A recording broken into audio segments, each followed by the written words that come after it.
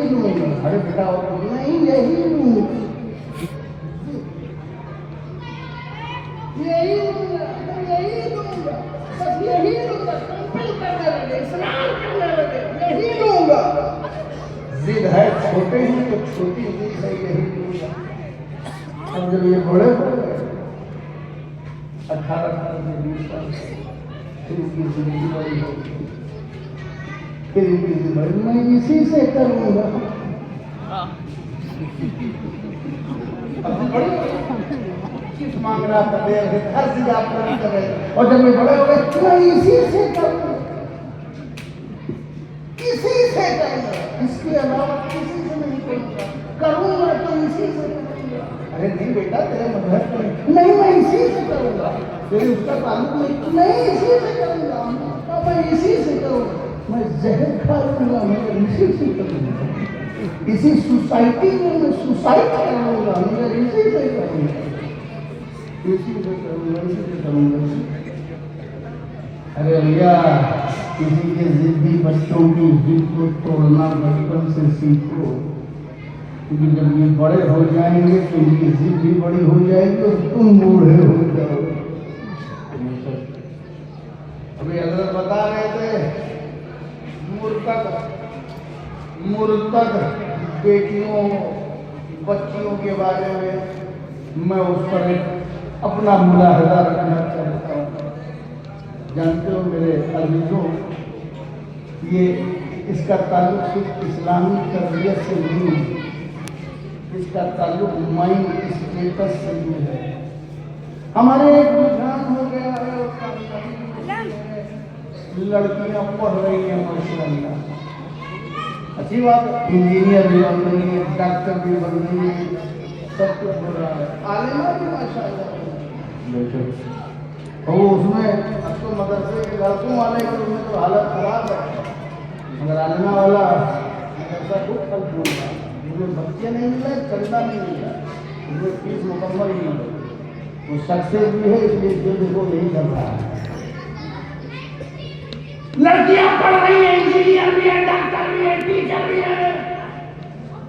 आपने एक रुझान बना लिया कि लड़कियों को पढ़ाना है, बेशक भाई मजदूर है, बहन को पढ़ा रहा है, बाप मजदूर है, बेटी को पढ़ा रहा है, पढ़ा रहा है, मगर ये लड़के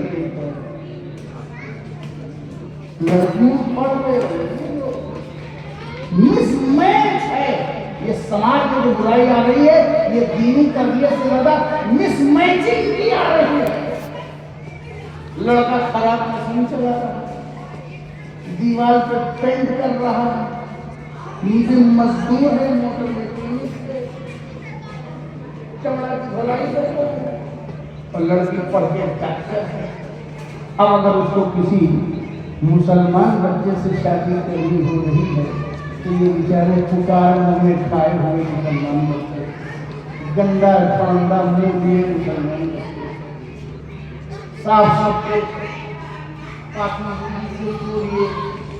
और न कोई पढ़ाई है, न कोई लिखाई है, मजदूर तबका। जाहिर है ये मिसमैच का प्रॉब्लम है। इसलिए मेरी गुजारिश ये है कि जैसे लड़कियां पढ़ रही हैं, वैसे लड़कों को भी पढ़ाने की जरूरत है। ऐसा नहीं लड़के कमाएं, लड़कियां पढ़ाएं, आगे जाकर के समाज में बहुत बड़ा फसाद पैदा हो जाएगा कि लड़कियों की तालीम और उनके माइंड स्टेटस और उनके बेयारे सिर के मुताबिक बच्चे नहीं रहेंगे। ये दुनिया है, ये दुनिया है, ये कोई औलिया की जमात नहीं है रूहानियत की। यहाँ लोग वही भागते हैं जहाँ उनको कंफर्ट नहीं।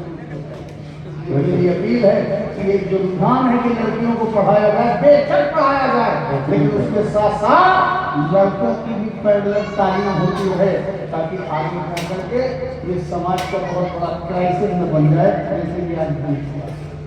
ये इस पर तो नेचर जो है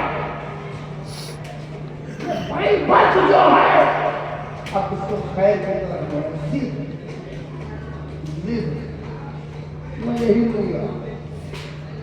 लोगों ने अपनी बेरारमी से कलम अपने नातवाओं में कहा, इमाम हुसैन को नहीं करना चाहिए। खानदान बन जाता, कुआं बन जाता। इमाम हुसैन ने कहा, मैं गर्दन दे दूंगा मगर हाथ नहीं दूंगा, क्योंकि ये हाथ ये शरीयत का हाथ है, ये हुदूदुल्लाह का हाथ है, ये इताअत मुस्तफा का हाथ है, ये इताअत नबी का हाथ है, ये सिद्दीक की सदाकत का हाथ है, ये फारूक की अदालत का हाथ है, ये उस्मान की सखावत का हाथ है, ये अली की शुजाअत का हाथ है, ये नामूस मुस्तफा का हाथ है, ये नामूस कुरान का हाथ है, ये अज़मत कुरान का हाथ है, ये तहफ़्फ़ुज़ कुरान का हाथ है, ये दीन की बका का हाथ है। इसे मैं यजीद के हाथ में नहीं दूंगा, गर्दन दे दूंगा, हाथ नहीं दूंगा, गर्दन दे दूंगा, हाथ नहीं दूंगा। यजीद के दरबार में जैसा हुसैन ने कहा था, गर्दन तो गई मगर हुसैन का हाथ नहीं गया। ये हुसैन की जिद नहीं थी, जब जिद मोमिन बनती है तो इस्तिकामत बन जाती है। ये हुसैन